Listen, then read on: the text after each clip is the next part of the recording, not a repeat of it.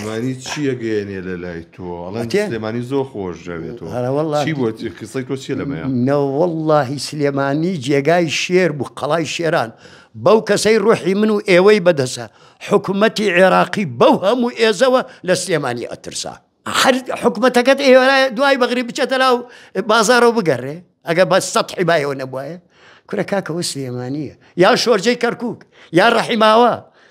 ئەمانە جێگای پیاو بوو یانی مام قاسم ئەمە جێگای پیاو ئەمانە جێگای مرد بوو هیدایتراوە من خۆم جەلالی بووم خۆجە بۆ جار حکوومەتی عێراقی من جەلالی بووم هەرچیمان بگرێ دامانە پرۆست ئەوەی کە هین ئیتر کراوە ڕۆشت لە دوو زۆ چۆن بۆ ڕێکۆتە سلێمانی وەڵای ترەوە چوومە ئێران لە دوای ئێران هاتم ویتر لە دوو زۆ هاتم چوومە سلێمانی ڕێزێکی تایبەتیان لە خەڵکی دووزە گرت ئەو کاتێک کە هاتی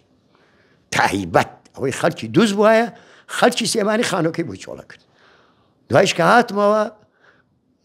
هاتمەوە دیسان خەڵکی سلێمانیم چووە ناو ئەو دڵەوە حتا قیامەت لە دڵم دەرناچێ خۆشیان کچمش دوو کچم داوە پێیان دوی ترشم لێرە داوە بۆ کچم نەداوە لای خۆمان یعنی دەستە لە دووز بەرراوە نە ئەوە شوێنی وەتانمە ئەوە قەت لا شەکە وەلا ڕێی